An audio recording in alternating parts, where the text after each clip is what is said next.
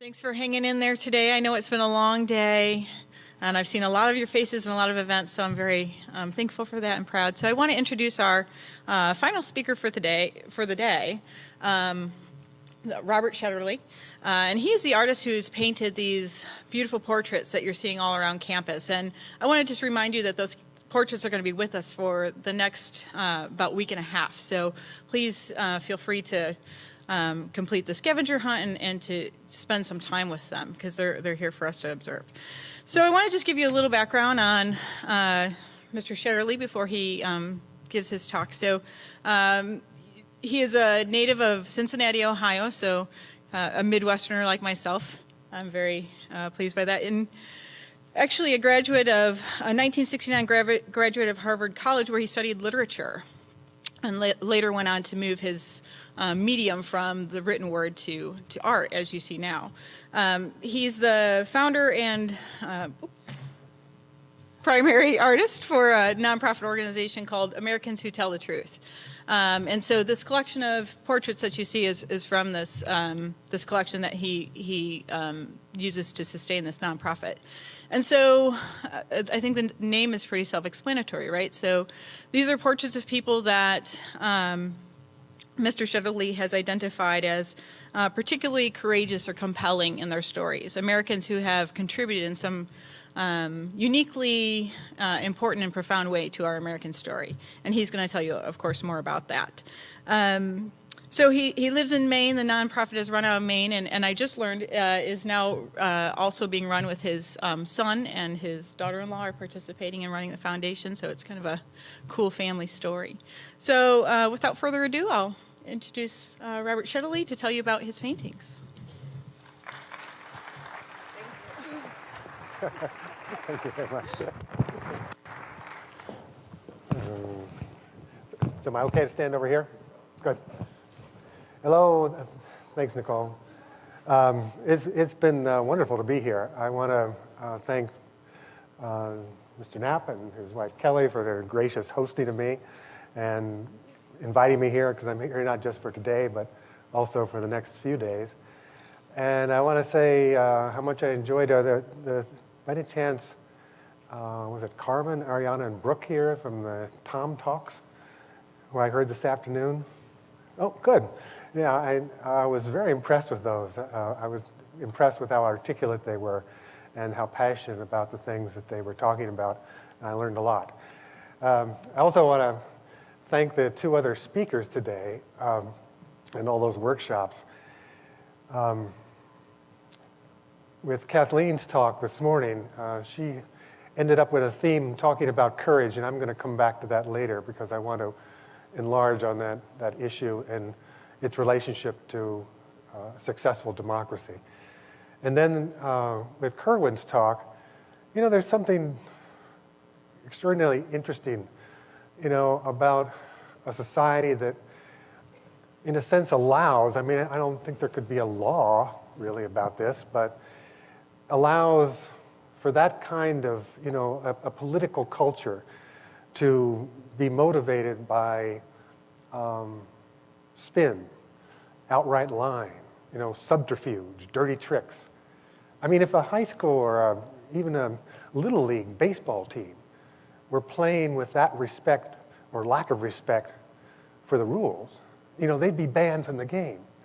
And so here you see a political culture that believes in democracy actually using its ideal of free speech to subvert the democracy, to make winning more important than playing the game fair and telling the truth and informing citizens about what they're really voting for.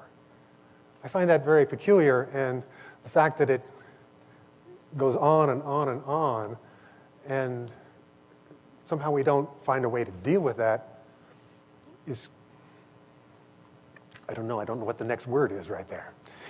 So anyway, I want to tell you first a little bit of the creation myth for my own story, but I'll put up one of these pictures first.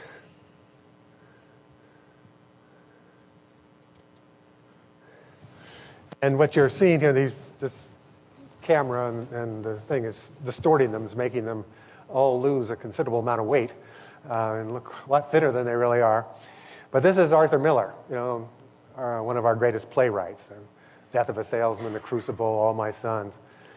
And who tried to tell this country some important things about itself, how it treats people, how it sometimes fails to acknowledge humanity, and also about its own corruption at times.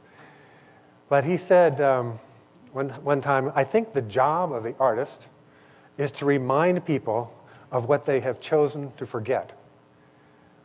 And I've kind of taken that as a motto of what this series is all about, what all these paintings are about. And I'll explain that now, just telling you how I came to do this.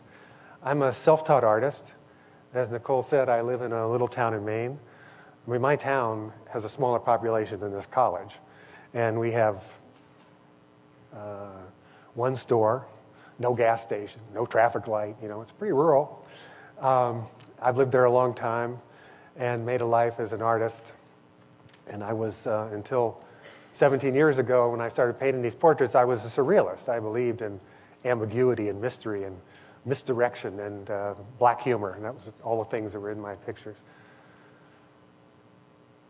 Right after 9/11, and some of you are old enough to remember how this took place, actually within a few hours if you were listening carefully, but otherwise in a few days or a few weeks, the United States started this propaganda about why we needed to attack the country of Iraq as a response to 9/11.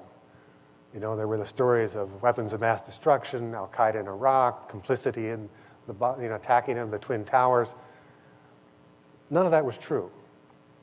None of it was true. The people who were telling us that knew it was not true. And if you spent a little bit of time, researching it, you would know that was true. And, in the same sense that Kerwin was talking today about, political shenanigans, what you get there is, a government line. Everybody's government lies at one time or another. That's not a big surprise. What I think really hurt this time was that the major media in this country didn't object. They played along.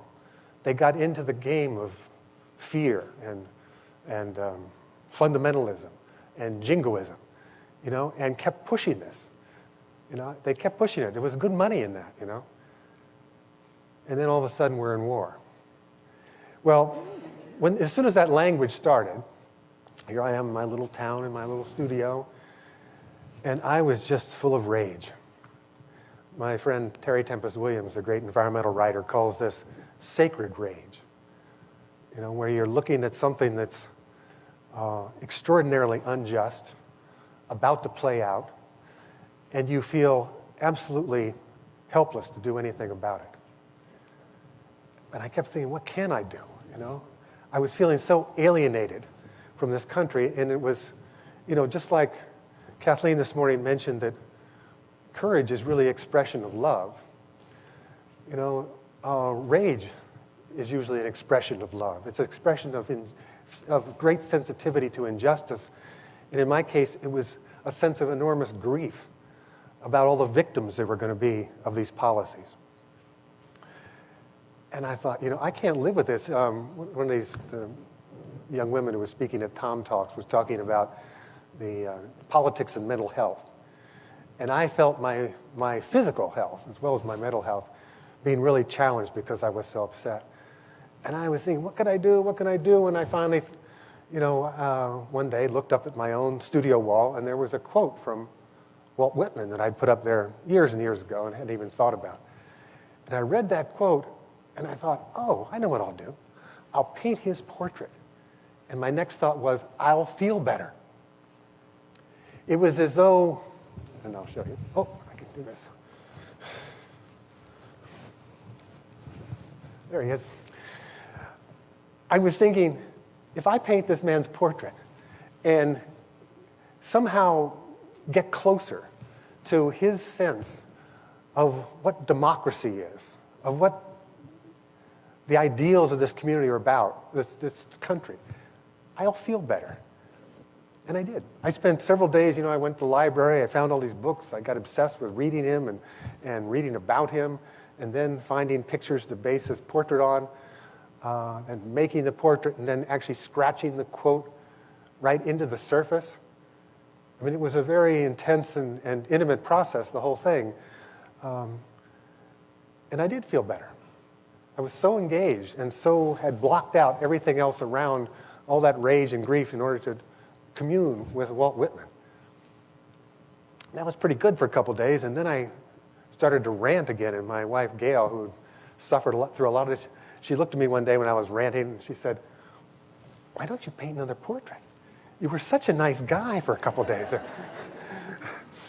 And I looked at her, and there was this moment of very simple epiphany.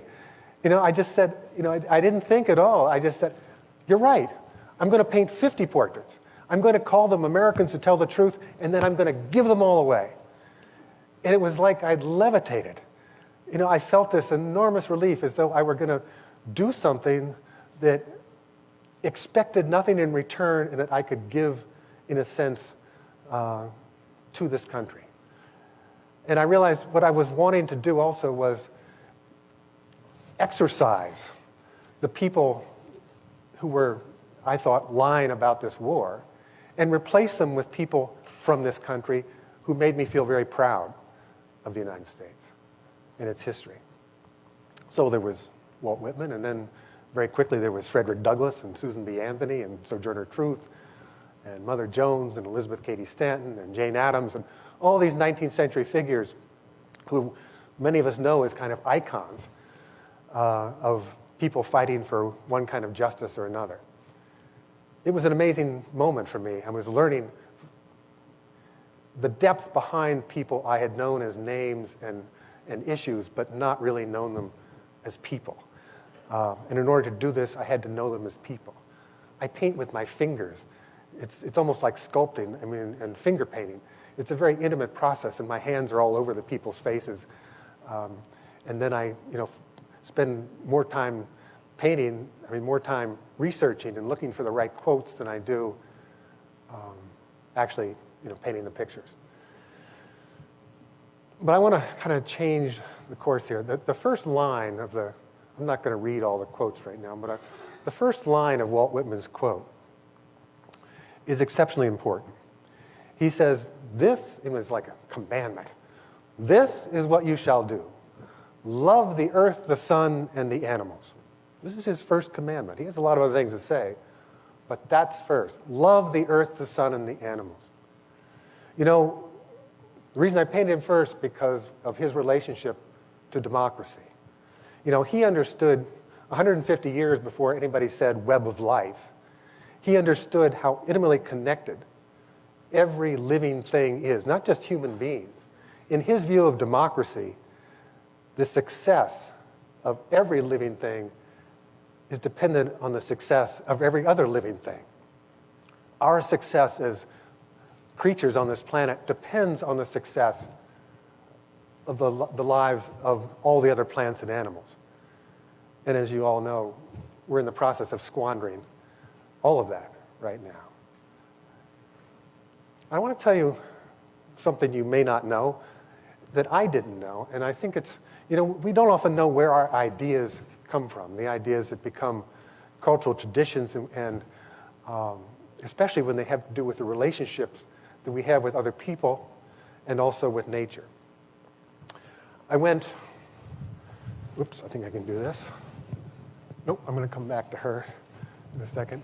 I'm going to talk about this man for a second. This is Oren Lyons. He's the faith keeper of the Onondaga tribe in upstate New York. The Onondaga are part of the Haudenosaunee Confederacy, often called the Iroquois.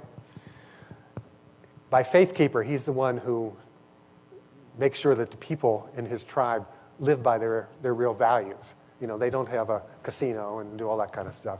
They're trying to live in relationship to each other and to nature as they believed for centuries. I had a show in Syracuse, and when I was talking to people at the show, I asked the group that was there, I said, well, if I were going to paint somebody here, who would it be? And they said, oh, Oren Lyons, of course. I said, who's the Orange Lions? That's the way I found many of the people I paint. Who are you talking about? And so they told me who he was, and so I arranged to go and meet him. And he said some extraordinary things to me, a couple of which I want to share with you. One is he told me about the doctrine of Christian discovery. Anybody, I mean, is there if you know what I'm talking about, raise your hand. I didn't either. And this is one of the most important moments in the history of what you might call Western civilization. Why aren't we taught this? In the early and middle 15th century, pirates, marauders, explorers, we called them, were leaving, Italy, Portugal, Spain, and going down the coast of Africa and marauding. They were going ashore in villages, raping, pillaging, enslaving, killing, stealing. They were taking a lot of the loot they were getting and bringing it back and giving it to the crown, giving it to the kings and queens, who were very happy to get, these things. There were, some intelligent people who were saying, wow, raping, killing, pillaging, enslaving, stealing, all that. Somebody would think those are crimes. We need to, reframe this. And so in 1452, Pope Nicholas V wrote a papal bull that was later referred to as the Doctrine of Christian Discovery. And what it said was that non-Christians have basically a right to live on the land, to occupy it, but not to own it. Only Christians can own land. And they also can't own their own possessions or their own lives. In fact, where they live can be called terra nullius, empty land, because as non-Christians, they don't really exist. And we, as Christians, if we don't bother to convert them, we can actually do anything we want to them. This is true. I encourage you all to look it up, read about it, listen to it. Why this is so important is because we wonder sometimes, well, what was Columbus thinking when he got here? Off course, in the Caribbean. Well, what he was thinking was the doctrine of Christian discovery. He thought anybody he found there who weren't Christians, he could do anything he wanted to. And he did. This later, found manifestation in, manifest destiny. That as we went west and thought that, the land of the Americas, or North America, could only attain its true virtue if it were inhabited by white men. That's where that came from. As we created the genocide of Native people and moved slavery further and farther west, created a phony reason for a war and took Mexico's land so that we could have the West. That was all happening because of the same idea. As a matter of fact, the doctrine of Christian discovery, as much as we talk about separation of church of state, is actually written right into our Constitution. In 1822, John Marshall was the Chief Justice. There was a dispute out in Illinois and Indiana between two men who claimed to have deeds for the same property. One of them said he had the deed from a Native American who had sold him the property. The other man said he had bought it from a white man, same piece of land. And this thing went all the way to the Supreme Court. And John Marshall was trying to figure out how to handle that, and so he looked at the doctrine of Christian discovery and said, well, the native person doesn't actually have right to own land. So it's the other man who gets to own it. This is true. It was reaffirmed in 2005 in a case with the Oneida Indians in upstate New York who didn't want to pay taxes on land that they considered theirs. It's like, wait a minute, the United States should be paying us, not us them. And this case went to the Supreme Court, and it was decided on the same principle, 2005, that they didn't actually have right to own their own land. Well, that came from this man, Oren Lyons. And he said another thing which has to do with this, which I think is really important in terms of how we view nature. And it has to do with, again, the separation of church and state. We were talking, and all of a sudden he said to me,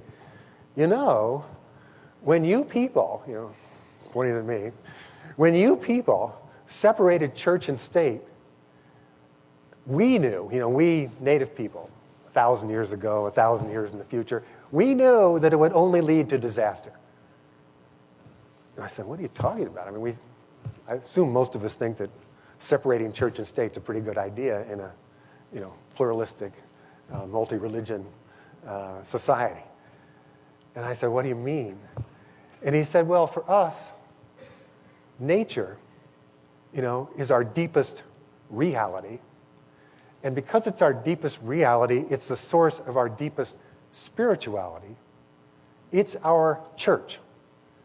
And when you separated your institutions from the responsibility of caring and living in harmony with nature, we knew it would only lead to disaster. Interesting. So let's go back.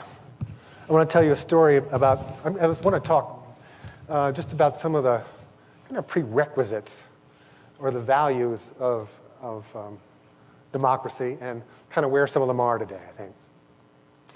We all, I think would accept that the rule of law is a very important idea.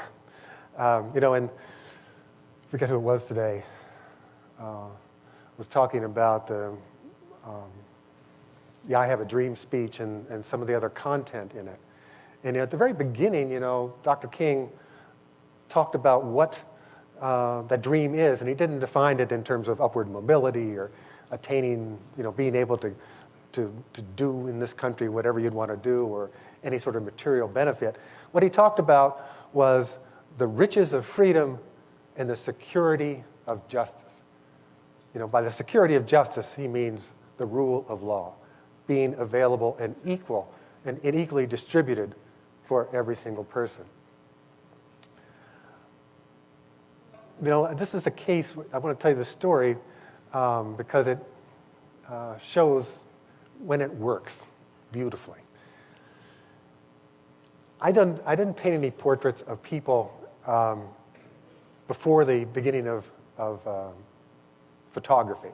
I didn't want to paint a portrait of Thomas Paine, based on somebody else's portrait. So I didn't paint Thomas Paine.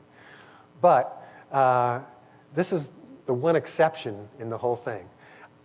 I kind of alluded to this. I get a lot of letters, emails, calls from people saying, why haven't you painted so-and-so? And often I don't know who so-and-so is, and I add them to a long list, and a lot of times I research that person, and it turns out it's a terrific person to paint. So for several years, I'd had exhibits of the portraits switching every 6 months at Miami University in Oxford, Ohio, in their education building, the McGuffey Hall. Maybe some of you have been there. And they had them up on the 3rd floor in McGuffey Hall. And one night, very late, I got an email from the woman in this portrait, Dolores Vogt, who emailed me and said, she said, I'm the night janitor on the 3rd floor of McGuffey Hall. I clean the toilets. And when I'm walking up and down the hall, I walk by your portraits. And I don't just look at them, I talk to them, and they talk to me. And I've had this terrific relationship with your portraits, but she said, you've left somebody out. She said, why haven't you painted Elizabeth Mumbet Freeman? I had never heard of Elizabeth Mumbet Freeman. And I wrote back to her and told her that, and I said, tell me about her. But I didn't even wait for her to answer. Of course, I was Googling her. And here's this great story. So in 1781, near the end of the Revolutionary War, there were people going around to different communities in the United States and reading the Declaration of Independence. A lot of people had been fighting for it or against it or whatever they were doing, but not everybody had seen it or actually heard it read. And so they showed up in Sheffield, Massachusetts, and in a Grange Hall or a church or something, there was a reading of the Declaration. In the back was standing this woman who was called Mumbet for Mammy Bet, or Mummy Bet. Her name was Elizabeth. Her name was not yet Freeman, but and people just called her Mumbet.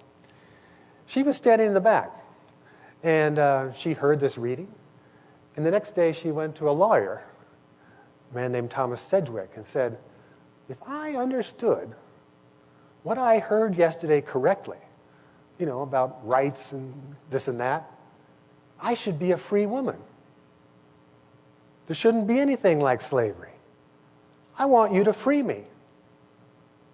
And the lawyer, Mr. Sedgwick, took her case and he freed her.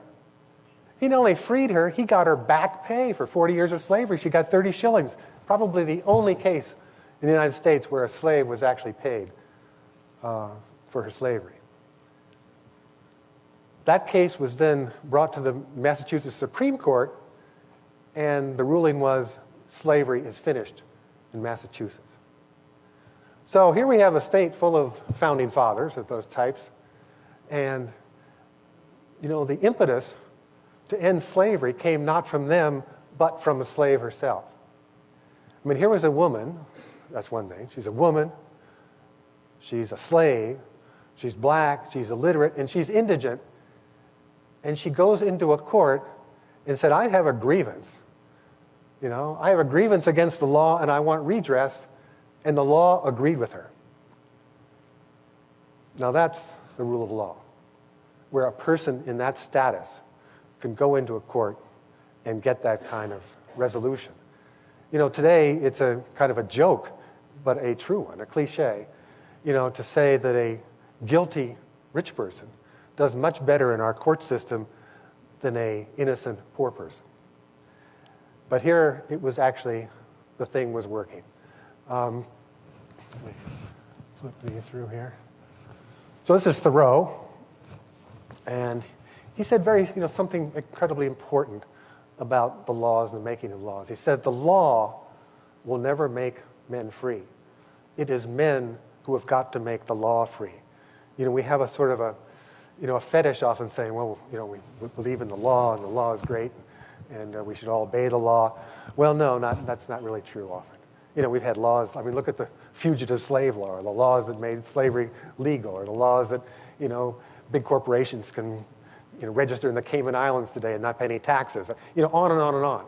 You could say law often is the thing that corrupts the system rather than secures the blessings of justice, the way Dr. King talked about. The law will never make men free. Men have got to make the law free.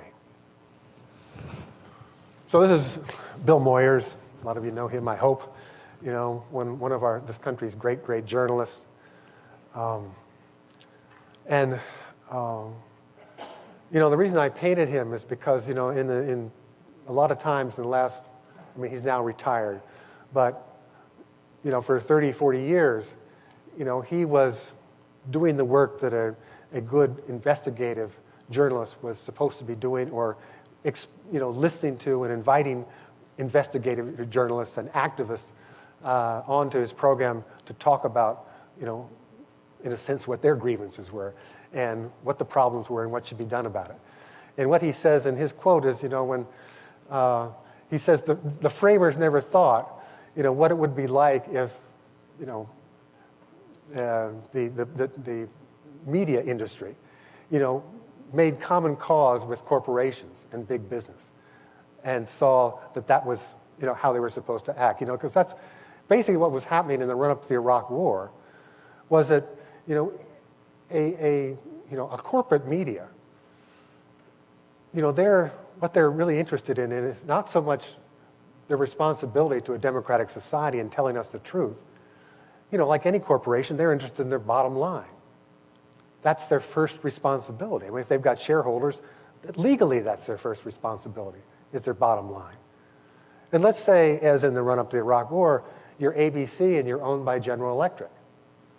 If there's a war, you're going to make out like bandits as a defense contractor. So what are you going to say? Are you going to tell the truth about what's going on, or are you going to, maybe not? Just the fact that there's that doubt there undermines the role that a media is supposed to play in a democratic society. It's a big problem, and we see it all the time now.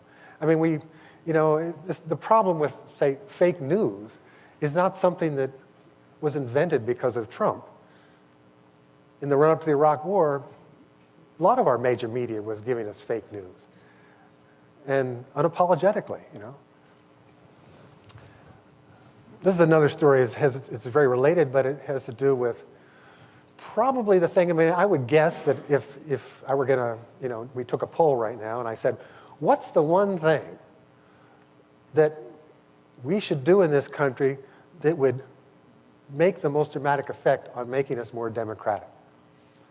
Some of you, I hope, would say, well, we got to get the money out of politics. We have a system of legalized bribery. You know who Granny D is? Any of you? Well, in the year 1999 and 2000, when she was 89 and 90 years old, she was a little tiny old Vermont woman who was getting more and more upset about the amount of money in our politics and the way it skewed any hope of democracy. So what she did, she decided she would try to bring attention to this by walking across America. Let me tell you again, she's 89 years old. She goes to Los Angeles and spends 14 months walking across the United States. And it takes her that long, not because she's so old, but because she stops everywhere and talks to people about the problem of money and how we have to get it out of our system.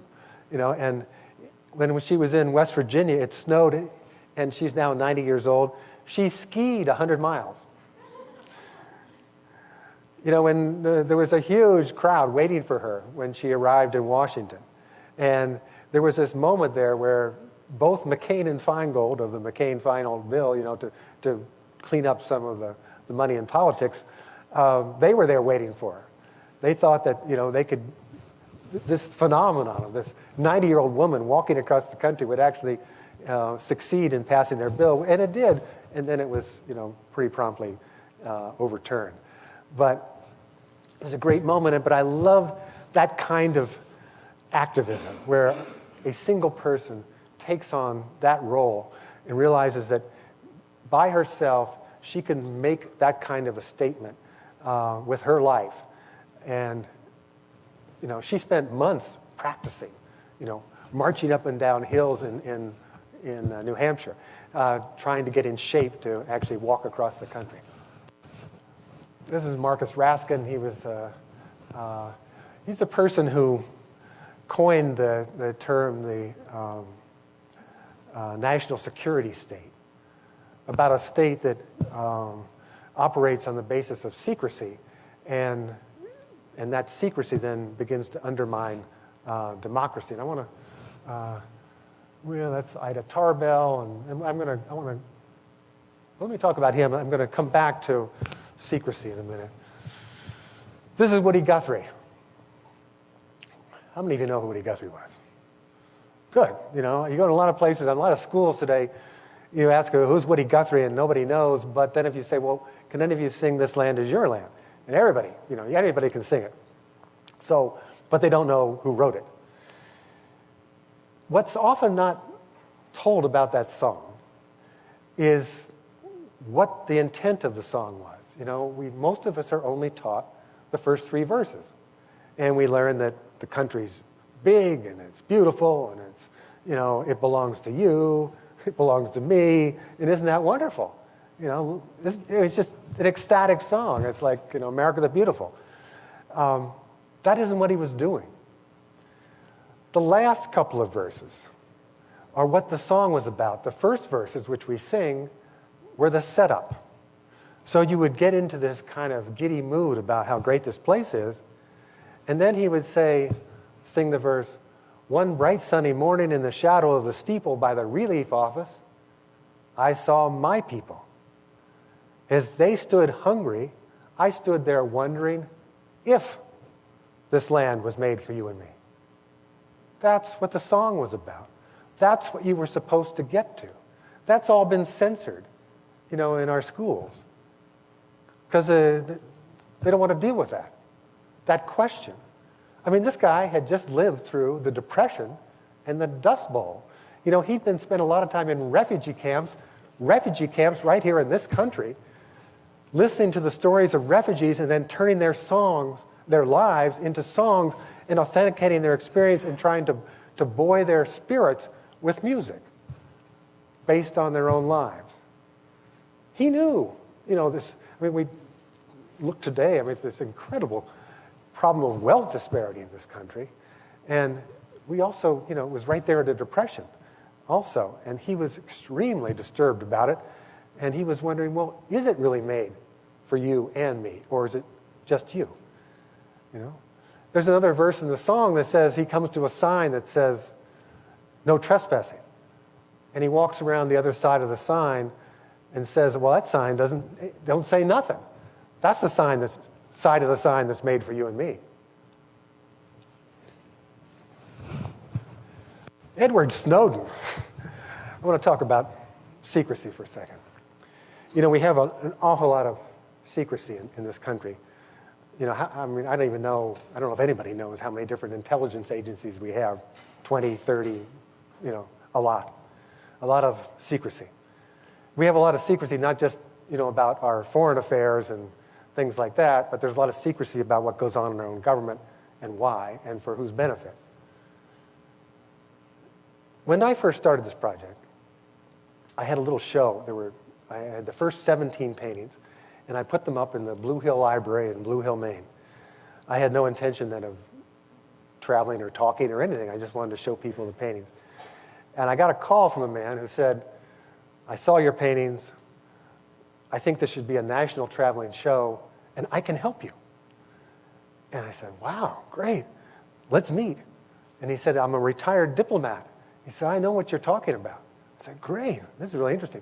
So we met, and then he said, well, what I told you about being a diplomat, that wasn't quite true.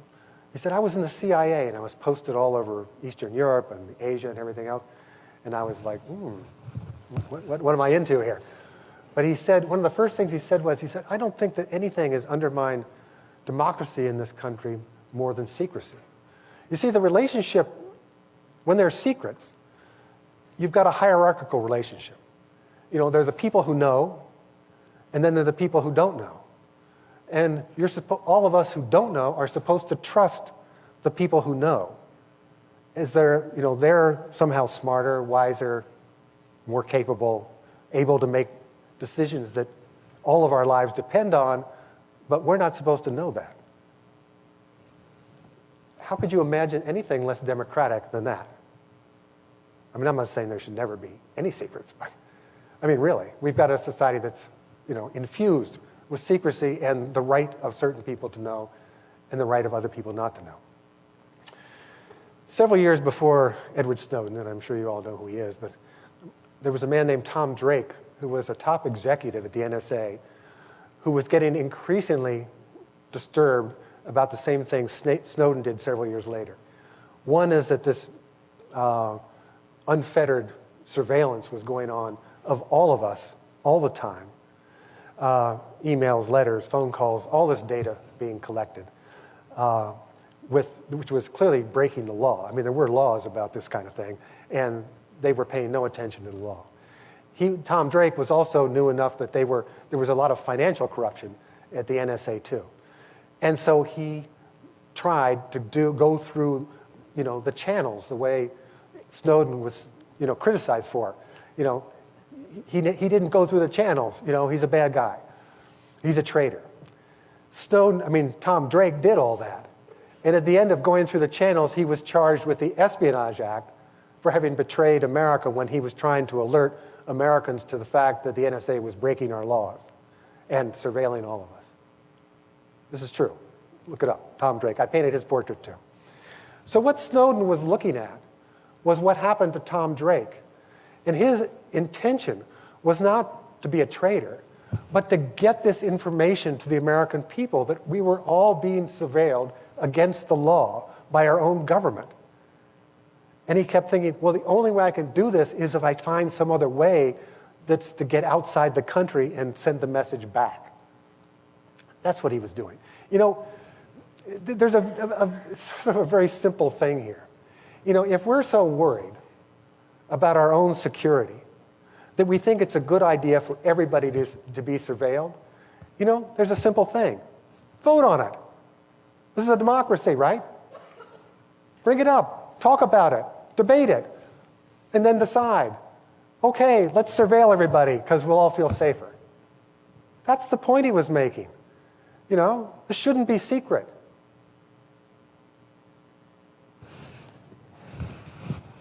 I'm going to skip that. Let's see, let me say something about this guy. Yes? Well, could you save that for a little bit? Please do. Let me finish this here. I was expecting that. Or from someone. So here's, I want to say something about education. I mean, especially because where we are, how are we doing here? Maybe this will be the last person I'll talk about, almost. You know, as Bill Ayers said, it was a great professor of education at the University of Illinois in Chicago. You know, he says the only basis, for education in a democracy is to be able to educate people where they can make decisions for themselves about what is in their own interest. The only basis.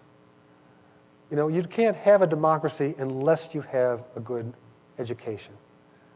And when we don't educate people well enough to be critical thinkers, to understand when they're being manipulated, when to understand when they're being, their lives are being shaped by fear rather than by compassion and courage, when they're being, propagandized.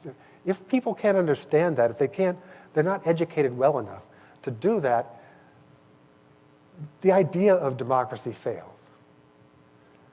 I mean, that's why education is so critically important. It's not just about jobs and things. It's about, a citizenry that is able to actually govern themselves. And without that, they can't. I'm going to skip through. These are all educators of one kind or another. This is Paul Chappelle. His portrait's here, by the way. This man was a captain in Iraq in 2007 and got increasingly disturbed about what he was seeing. Now, you may remember that those were the 2007, that period was about the most violent period in Iraq, a lot of Americans dying. And he was seeing all this horrible stuff, and he started thinking about, well, this is totally unnecessary. This shouldn't be happening. There's another way.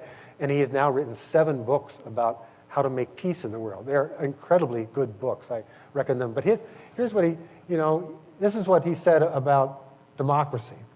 When people in a democracy are not educated in the art of living to strengthen their conscience, compassion, and ability to question and think critically, they are easily manipulated by fear and propaganda. A democracy is only as wise as its citizens, and a democracy of ignorant citizens can be as dangerous as a dictatorship. In the same way, if in this country, if we're being surveilled by our own NSA, what's the difference between that and being surveilled by the KGB? There isn't really any. And, this is anything about it, most things, as much as possible, everything in a democracy needs to be transparent. And I'm going to skip some of these. But I want to say this. And this has a lot to do with what I want to say about Kathleen and the notion of courage. This is Helen Keller. You all know Helen Keller. And the reason I bring this up because or her up, I mean, I didn't paint her because of what she did about disability rights, although that was certainly reason. I painted her because of the way she was politically, too. She was very smart politically. And the statement that's on her portrait, I think, gets to the essential thing about what it means to be a citizen in a democracy and what the responsibility is. She says, when you come to think of it, there are no such things as divine, immutable, or inalienable rights. I mean, she's saying, the Declaration of Independence? Nah, not really. It's just words on paper. When you come to think of it, there are no such things as divine, immutable, or inalienable rights. Rights are things, she says. Rights are things you get when you have the strength to make good your claim on them. You know, there are forces in anyone's society where wealth and power congregate that are always trying to take away those rights for their own benefit. They don't care about the Declaration of Independence. They're always trying to take those things. You know, and she's saying, you know, the only thing that maintains them is not the words on paper, but the spirit of the people who's willing to fight for them. You know? Frederick Douglass said, find out what any people anywhere, find out what any people will quietly submit to, and you have found out then the exact measure of injustice and wrong that will be imposed on them. He's basically saying exactly the same thing that Helen Keller was saying. If you don't stand up, somebody will step on you. And it doesn't matter where it is. It'll happen. You know, and that's why, you know, when Kathleen was talking this morning and I said I wanted to say something about it, often the essential ingredient, you know, in all of the struggles in this country, whether we're talking about women's rights, civil rights, workers' rights, environmental rights, you know, gender rights, whatever it is, the essential thing comes down to the courage of the people. You know, are they going to stand up or are they not? It depends on that, you know. And that's what, you know, as we look now at the future, and especially right now at, you know, the International Panel on Climate Change has given us 12 years. 12 years, that's it, you know, to handle, you know, getting fossil fuels, you know, out of our economy and out of all the systems that run our lives. 12 years, which doesn't mean we can wait 11. It means we have to start right now, you know, because if we waited until 11, we'd never do it. We've got to do this, and it's going to take enormous courage of people to insist on this. And it's going to be totally, I mean, when you would think, well, that's going to disrupt, you know, the way I want to live my life. Well, if you don't do this, it's going to be a lot more disruptive at the other end. You know, we have to, you know, ask all of us to get engaged in this at one way or another. Otherwise, this planet may be uninhabitable pretty quickly. But it's that question of, you know, how much are we willing to give and how much courage do we have? You know, Utah Phillips, the great storyteller of the workers' movement, said, the degree to which you resist injustice is the degree to which you are free. And the more I've studied our history and looked at the way things change or don't in this country, it's that. You know, it's how much courage do we have? What are we willing to sacrifice? But the other thing is, you know, when you come together and do these kinds of things, there is incredible meaning and incredible joy in it. And that's, you know, I think what we're all called to do at this moment. I'm going to stop. Thank you.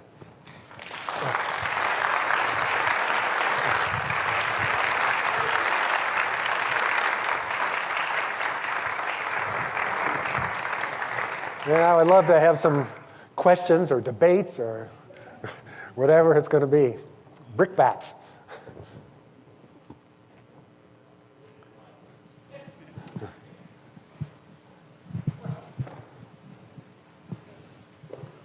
Thank you. Well, first of all, I love your presentation about everybody except for one.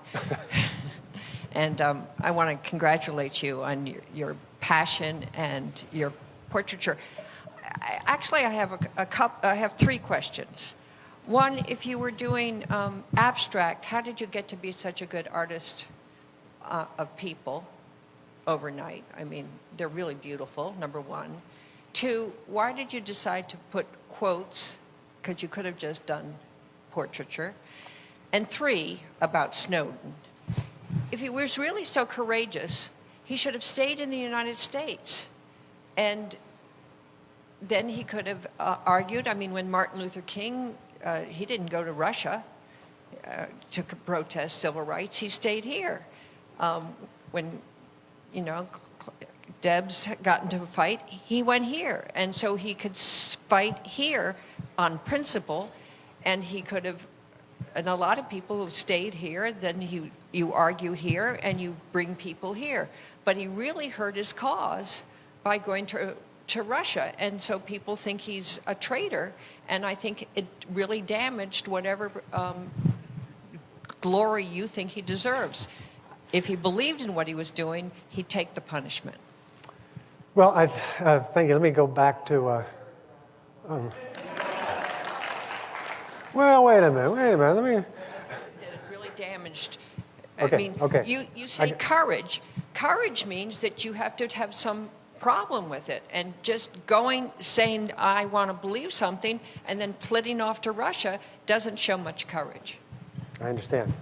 Let me answer the questions in the order. You did, yeah. You gave me a chance to be nice.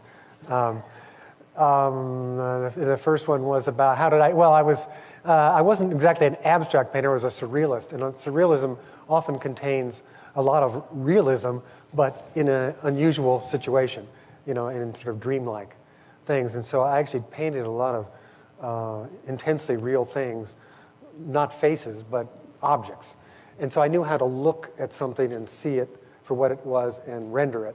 And so when I wanted to switch to looking at faces, I at least had the skills to render something realistically. So it wasn't that big a jump. I mean, I was self-taught, and I went and looked at a lot of other portraits to see things about lighting and shadow and shape and form, all that stuff. But so it wasn't a huge leap. What was the other part of that question? Oh, why did I put quotes? Well, it was very simple in a way, because what I wanted to do was, if you go into, I read a thing one time about people in a museum or in a gallery, that the average time any of us, including myself, spends in front of any picture is about 7 seconds. That's average, so there, a lot of them are even less. I mean, you know within a couple of seconds whether you want to spend time with something. Or maybe even somebody. But, it's very quick. You recognize.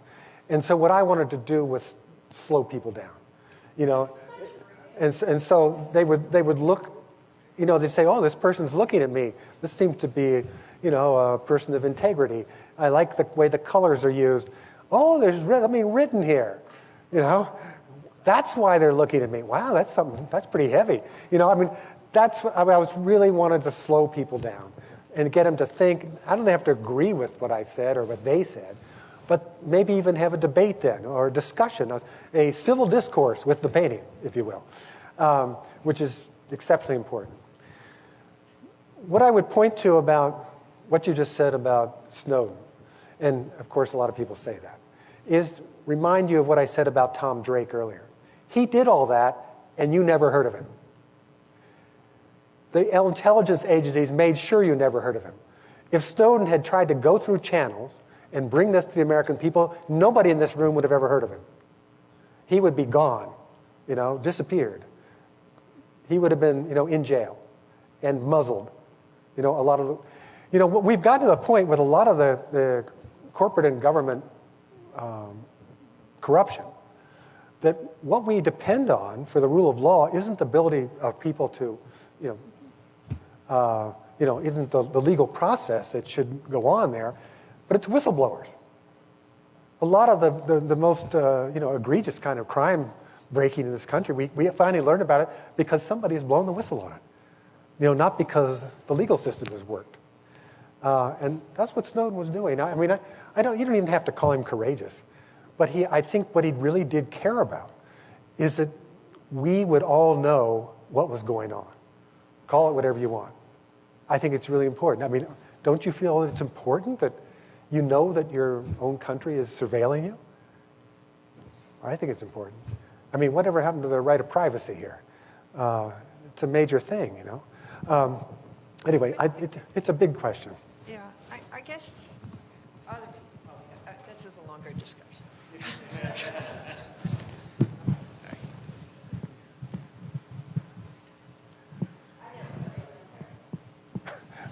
No, you never did. I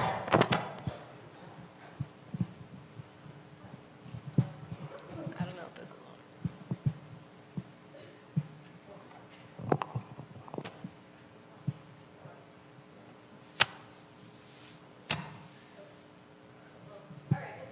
Shout.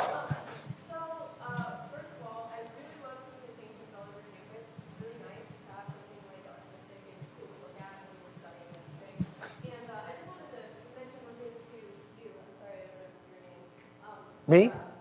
Maybe a perspective to look at for her with Snowden leaving the country is other figures that he showed up here also left the country. Frederick Douglass fled to London for a few months actually, while slavery was still intact. Even though he was traveling around the country specifically through Ohio and Kentucky to reach into slavery.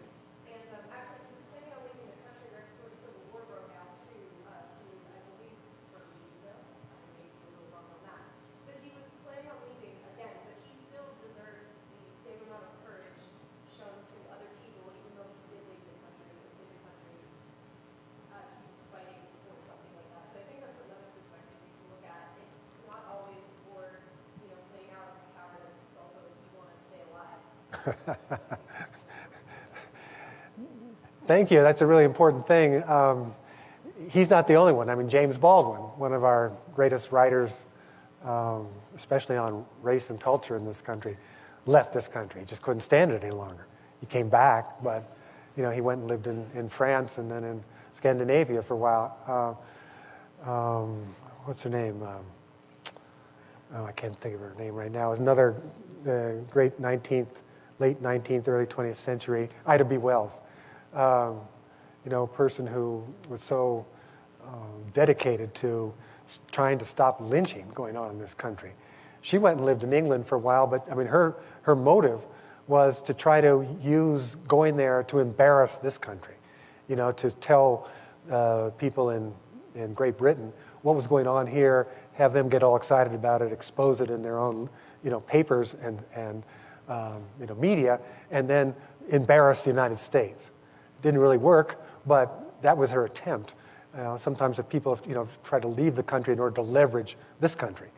And so, yeah, thanks for bringing that up. That's really important. Maybe you also have been reading David Blight's biography of Frederick Douglass that just came out.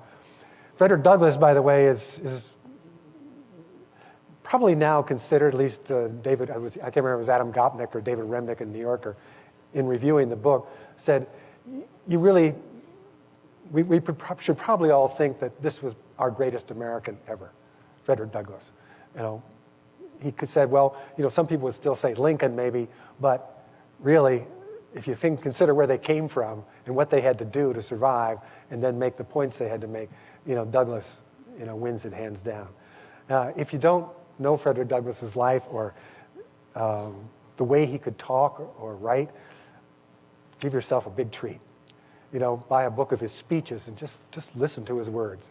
An astounding man. Anything else? One more question? Yes.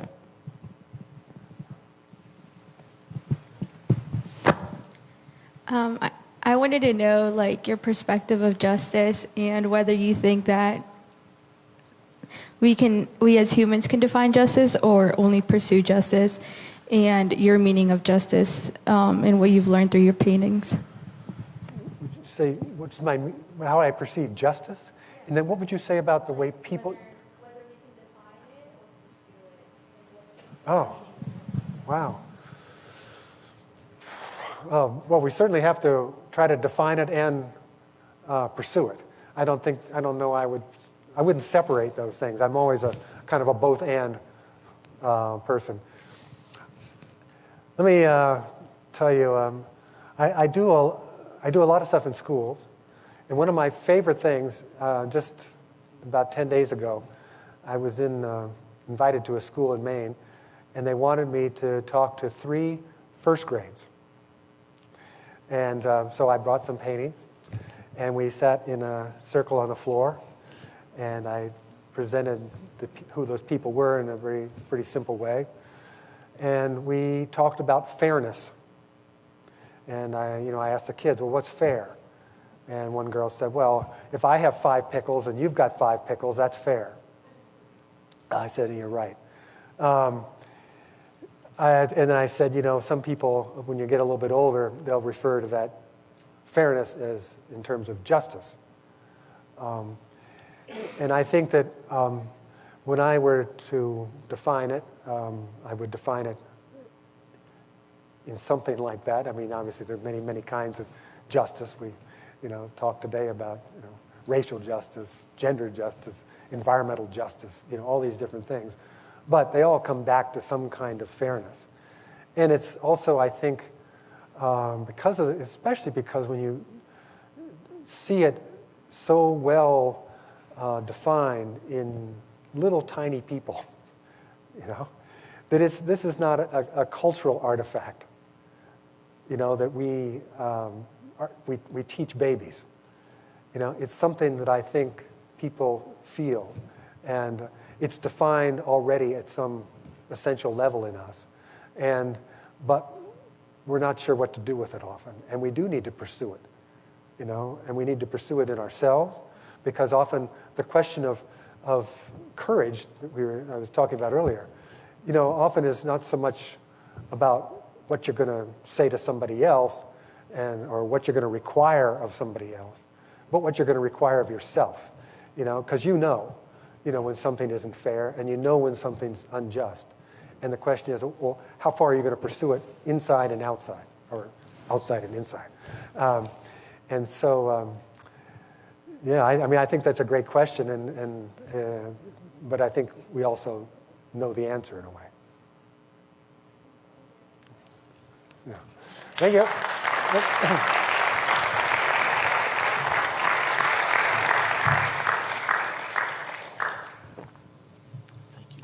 Thanks, John.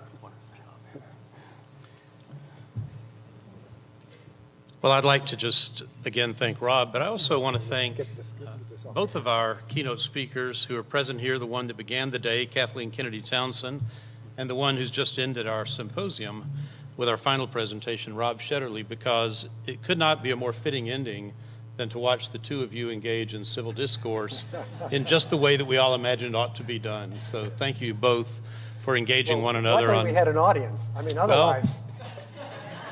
We don't see it modeled very often in public, so thank you, Rob. Well, I want to just offer a few concluding thoughts here as we wrap up our symposium. And one thing I want to say is that Rob's portraits are going to be here for about another week and a half, and I would encourage you to get the guide that tells you what buildings they're located in. It describes each portrait, who the person is, so you can kind of find your way like that. You can also find it online. If you don't pick up one out here, it's right there on the website at washjeff.edu/democracy if you'd like to download or take one with you from there. And I would encourage you, as you interact with these portraits, to recognize that there's an opportunity in those to engage in a little conversation. I do think that Rob intends for the portraits to be provocative, and my hope is that they provoke a response from you. And that response might be strong agreement, strong disagreement. Either is fine. That's really the purpose of displaying them on campus. And I would also encourage you to think about how you might, if you were an artist, and maybe some of you are, ask, what portrait would you paint?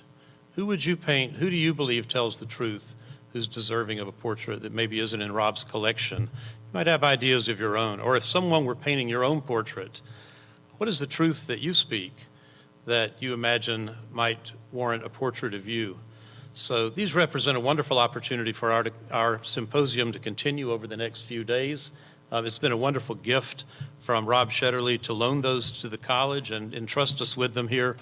And we've got them scattered around the campus so you can have a bit of a scavenger hunt, have a little fun finding out who those 36 people are that were selected by our faculty to be present on our campus. My mother was a portrait artist for about 60 years, a professional artist. I used to sit at her feet at the easel there and smell the oils and watch her create on a canvas a living person. And it was fascinating to me, but I came to appreciate the talent of one who can actually bring a person to life in the way that you do. And so we appreciate not only the thought-provoking aspect of your art, but also the beauty of it and the aesthetic that you've shared with us as well. So thank you for that.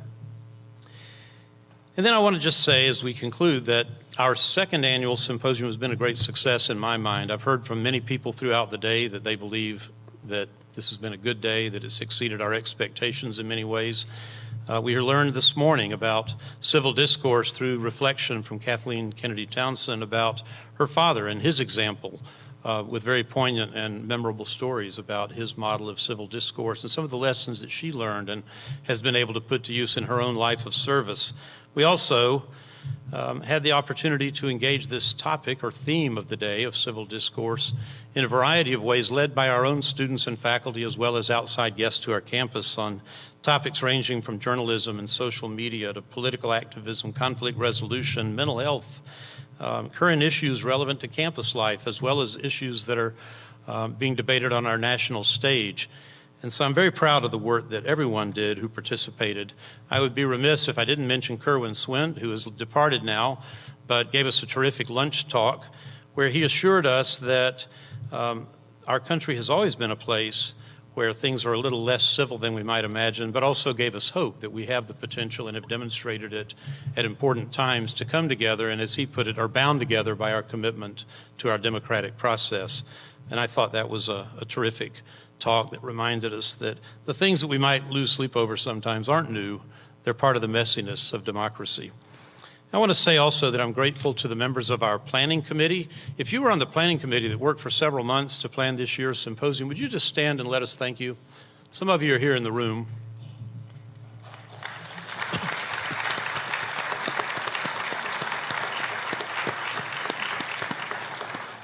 And I'd like to express thanks as well to the Guy W. Woodward Jr. Foundation. Guy Woodward Foundation has funded every expense of this year's symposium, meaning this is a gift to our students and our campus, and we are grateful for that as well. And then finally, looking ahead to President's Day 2020, we will convene the third Symposium on Democracy, again on President's Day, and we'll turn our attention to the state of democracy on the global scale. Democracy and democratic institutions, as we all know, are fragile wherever they're found, and today many believe that we're seeing a receding of public commitment to democratic forms of government in many parts of the world. The nonpartisan NGO Freedom House monitors key freedoms in nations around the world, and its most recent report was entitled Democracy in Crisis. It concludes that last year, 2018, was the worst for democracy in decades. And that was based on its evaluation of such tenets as free and fair elections, the rights of minorities, freedom of expression and of the press, of the rule of law, and a rule of law that applies to those who hold power as well as those who hold no power. Democracy, by its very nature, can be sustained only by the participation of an informed public. We've talked throughout the day about our responsibility as members of a learning community to be committed to educating citizens for participation in and responsibility for democracy. And for this reason, it's been said that democratic institutions always carry within them the seeds of their own destruction. It's in our hands. And because it's in our hands, we have great responsibility to take great care. And we must remember that throughout history, there have been more experiments with democracy that have struggled and even failed than have succeeded. And that continues to be the case today as well. So we'll explore that next year. We'll bring people here from other parts of the world. We'll think together about the global experience with democracy and whether the American model is being emulated. Can it be emulated in ways that we might like? And where are we a good example? Where might we not be a good example at times for others who are attempting the same experiment? One country that struggles today with a fledgling democracy is South Africa.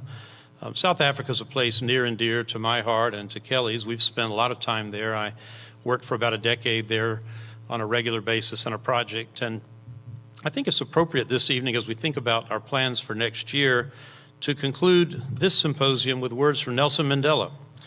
These are a brief statement that reminds us that we must continuously tend and nurture democracy if it's to be sustained. Mandela wrote, "I've walked the long road to freedom. I've tried not to falter. I've made mistakes along the way. But I can only rest for a moment, for with freedom comes responsibilities. And I dare not linger, for my long walk is not ended." And that's why, my friends, we will continue on an annual basis to convene conversations about our responsibilities for democracy. Thanks for participating today. It's been a great day.